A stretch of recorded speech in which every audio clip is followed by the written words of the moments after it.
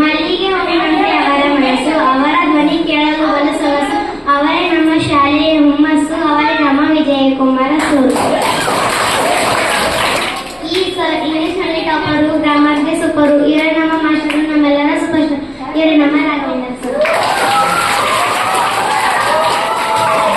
ಓಡಾಡುವ ಸರಸಕ್ಕನೆ ಮಾತಾಡುವರು, ಅಮ್ಮನಂತೆ ಪಯಣಿಸುವವರು, ಇವರೇ ನಮ್ಮ ಯುವಕರು.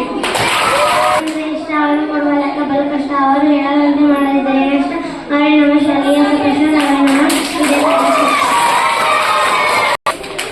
ಈ ಮೇಡಂ ಪರಿಸರದಲ್ಲಿ ಜ್ಞಾನಿ, ಇವರೇ ತುಂಬಾ ಜನ ಅಭಿಮಾನಿ, ಇವರೇ ನಮ್ಮ ಅಚ್ಚುಮೆಚ್ಚಿನ ಮೇಡಂ, ಇವರೇ ನಮ್ಮ ಸರಿಜನ ಮೇಡಂ.